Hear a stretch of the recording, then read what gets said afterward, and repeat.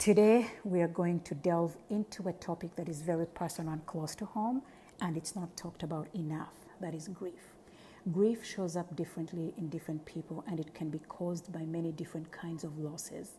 Not just losing people that we care about and love, but also losing places, identities, routines, relationships, and versions of ourselves.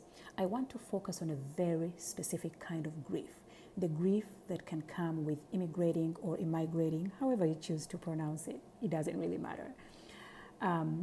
When we think about immigration, we focus on the opportunities, the fresh start, or even the courage it takes to move.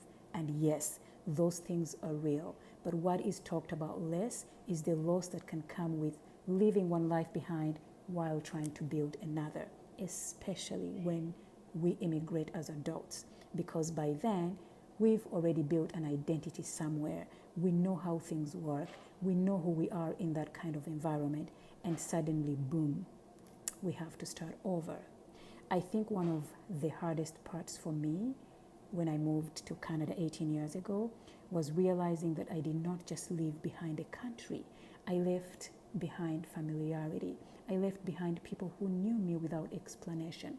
I left behind routines that felt so natural. And I left behind moments with family and friends that I can never fully gain back. Even little things can bring grief.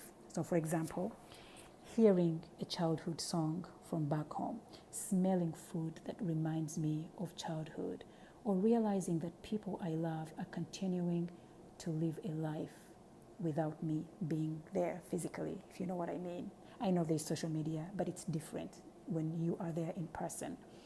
Sometimes I grieve how easy it once felt to belong somewhere.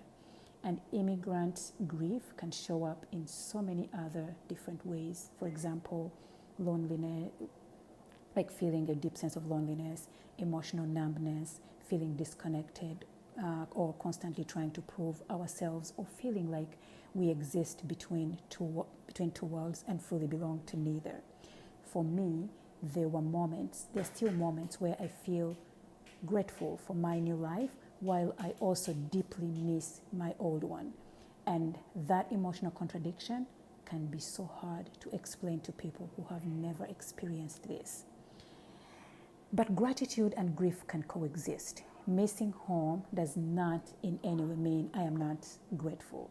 It just means that something mattered so deeply to me. And I think many immigrants carry this grief quietly because survival becomes the priority. We focus on